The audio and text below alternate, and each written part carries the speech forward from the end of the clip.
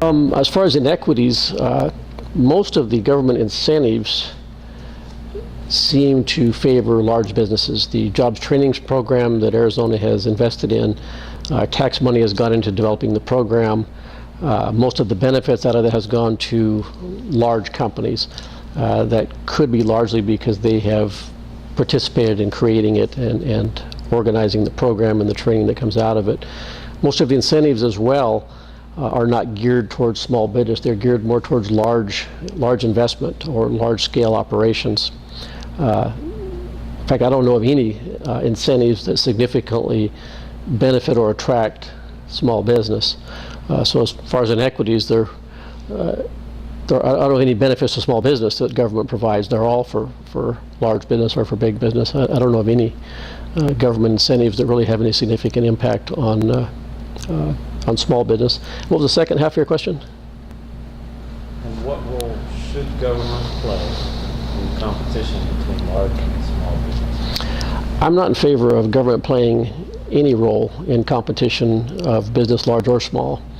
I do not support government involvement in any fashion whatsoever. I'm a supporter of the free market system and of competition. I don't see any benefit to government being involved. I'm opposed to most government regulation of business, whether it be large or small. I constantly see that we're creating barriers to entry. Largely what is happening is larger business are able to put up a bigger lobbying effort to influence state government, federal government at all levels, to assist them with creating barriers to entry, to keeping other entries to the field. I know just recently we went through the pest control management, where we combined the pest control department, or Department of Pest Control, with the agriculture department, and we went through some of the statutes that apply to that. We tried to get some of the regulations reduced, but we weren't very successful in the last legislative session. I just remember, as I'm thinking back about it, I believe one of the requirements in order to become a pest control operator, you had to have, I believe it was 2,000 hours of experience before you could apply for a license. And I met with one of the operators and I asked him, what do you do during that 2,000 hours?